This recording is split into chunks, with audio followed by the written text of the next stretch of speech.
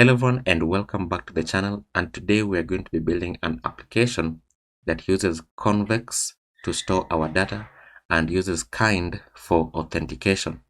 So this is the homepage of the application right here. We have a sign up page and a sign in page, and when I click on the sign in page it takes me into this because I did not configure custom sign in and sign up pages, but then I can enter in my email. And then of course I already have an account, so if you don't have an account you need to create an account first, and then you can see it sends a code to my email. So let me just go ahead and get it, and there we go. So this is my code, so I'm just going to copy it, and then back inside here I'm going to paste it in and say continue, and it is going to log me into my account right there.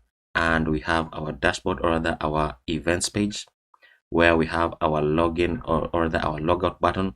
We have an all events page and we have a create event page, and listed right here are all the events that we currently have in our database.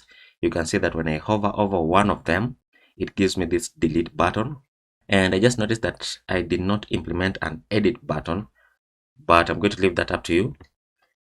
So we have two events right here, and if we navigate into our create event page we have this nice looking form, and I can enter an event. So let me just say test event for the purposes of showing the functionality of the delete button.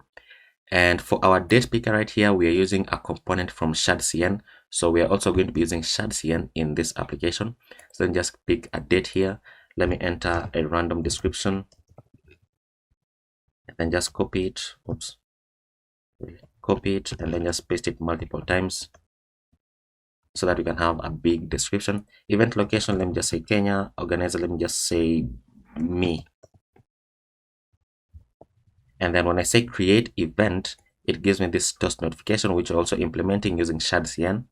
And then you can see that this is already added almost instantaneously because we are using Convex as our backend, which is a real-time database. And just to show you this, if I navigate into my Convex database, you can see that this is the description that we have just added right now at 8:07. It is currently 8:08 a.m. So you can see that it is working very nicely. And from the database, if I go ahead and select this and delete it, it is also going to delete it instantaneously from here. So you know what, let me add another test event here. Let me just add that.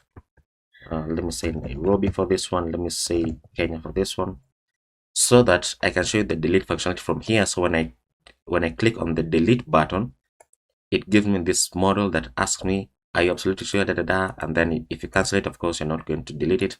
But then when I click on delete, it is going to show me the toast notification, and then it's going to delete it from the database, and then it also deletes it from here.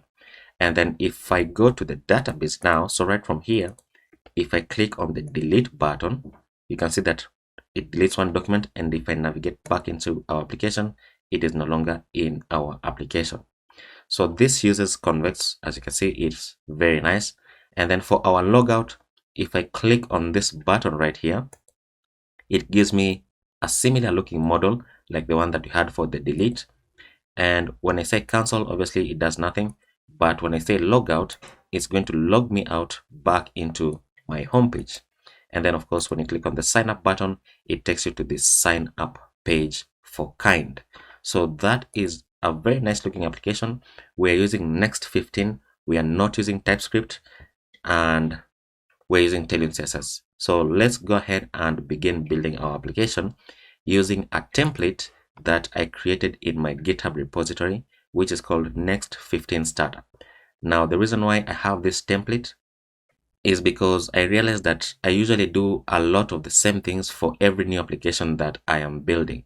So what I did with this template is that I installed all the dependencies that I usually use, such as ShadCN and Prettier plugin, which helps to format the TailwindCSS classes. And then of course I'm using JavaScript because I don't know TypeScript. And then I set the default font in globals.css to this font, which is the default one in NextJs 15. So we are going to use this template to build our application, and let's go ahead and begin.